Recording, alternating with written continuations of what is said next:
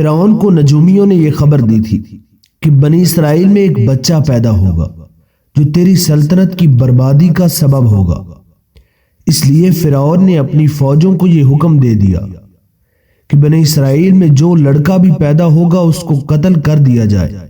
اسی مصیبت اور آفت کے دور میں حضرت موسیٰ علیہ السلام پیدا ہوئے تو ان کی والدہ محترمہ نے فرعون کے خوف سے ان کو ایک صندوق میں رکھ دیا اور صندوق کو مضبوطی سے بند کر کے دریائے نیل میں ڈال دیا۔ دریا سے نکل کر ایک نہر فرعون کے محل کے نیچے بہتی تھی۔ یہ صندوق دریائے نیل سے بہتے ہوئے نہر میں چلا گیا۔ اتفاق سے فرعون اور اس کی بیوی آسیہ دونوں محل میں بیٹھے ہوئے نہر کا نظارہ کر رہے تھے۔ جب ان دونوں نے صندوق کو دیکھا تو خادمہ کو حکم دیا کہ اس صندوق کو نکال کر محل میں لاؤ۔ جب صندوق کھولا گیا تو اس میں ایک نہایت خوبصورت بچہ نکلا جس کے چہرے پر حسن و جمال کے ساتھ ساتھ انوار نبوت کی تجلیات چمک رہی تھی۔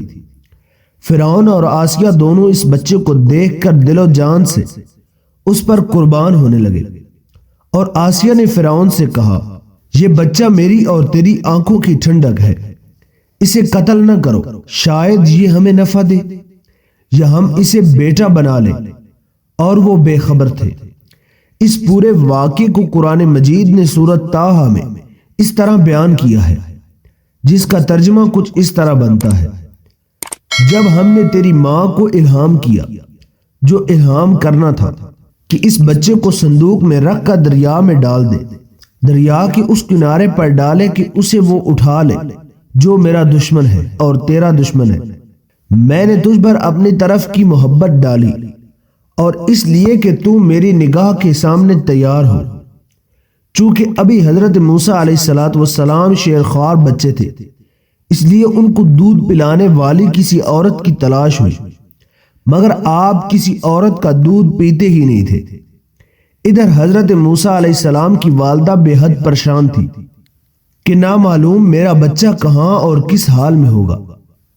پریشان ہو کر انہوں نے حضرت موسیٰ علیہ السلام کی بہن مریم کو جستجوئے حال کے لیے فرعون کے محل میں بھیجا، اور مریم نے جب یہ حال دیکھا کہ بچہ کسی عورت کا دودھ نہیں پیتا، انہوں نے فرعون سے کہا کہ میں ایک عورت کو لاتی ہوں، شاید کہ یہ اس کا دودھ پینے لگے۔ چنانچہ مریم حضرت موسیٰ علیہ السلام کی والدہ کو فرعون کے محل میں لے گئی، اور انہوں نے جیسے ہی جوش محبت میں سینے سے لگایا اور حضرت موسیٰ علیہ السلام دودھ پینے لگے۔ اس طرح حضرت موسیٰ علیہ السلام کی والدہ کو ان کا بچھڑا ہوا لال مل گیا۔ اس واقعے کا تذکرہ قرآن مجید کی سورہ قصص میں اس طرح بیان کیا گیا ہے: اور صبح کو موسیٰ علیہ السلام کی ماں کا دل بے صبر ہو گیا، ضرور قریب تھا کہ وہ اس کا حال کھو دیتی اگر ہم نہ ڈھارس بندھاتے اس کے دل پر کہ ہمارے وعدے پر یقین ہے۔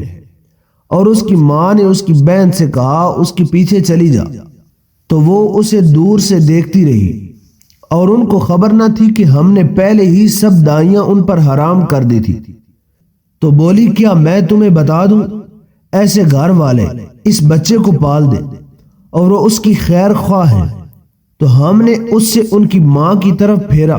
ماں کی آنکھ ٹھنڈی ہوا غم نہ کھائے اور جان لے کہ اللہ کا وعدہ سچا ہے، لیکن اکثر لوگ نہیں جانتے۔ حضرت موسیٰ علیہ السلام کی والدہ کا نام یوحانز اور باپ کا نام عمران تھا۔ حضرت موسیٰ علیہ السلام کی بہن کا نام مریم، مگر یاد رکھو کہ یہ وہ مریم نہیں ہے جو حضرت عیسیٰ علیہ السلام کی والدہ ہے۔ حضرت عیسیٰ علیہ السلام کی والدہ مریم حضرت موسیٰ علیہ السلام کی بہن سے سینکڑوں برس بعد کو پیدا ہوئی۔ ناظرین گرامی، اس واقعے سے ہمیں کیا سبق ملتا ہے؟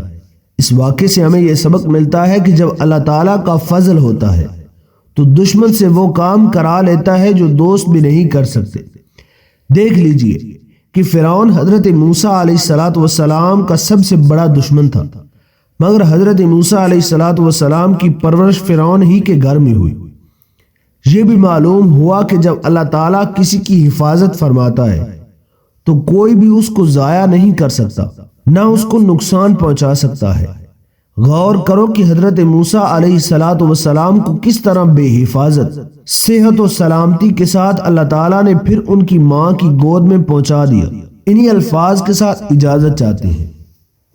ملتے ہیں ایک نئی اور دلچسپ ویڈیو کے ساتھ، تب تک کے لیے اپنا اور اپنے پیاروں کا ڈھیر سارا خیال رکھیے گا۔ امید کرتے ہیں آپ کو ہماری ویڈیو اچھی لگی ہوگی۔ ویڈیو اچھی لگی ہو تو ویڈیو کو لائک کریں، چینل کو سبسکرائب کریں اور بیل آئیکن کو ضرور پریس کریں تاکہ ہماری آنے والی ہر ویڈیو کا نوٹیفیکیشن آپ کو آسانی کے ساتھ ملتا رہے۔ مجھے اجازت دیجیے، اللہ حافظ۔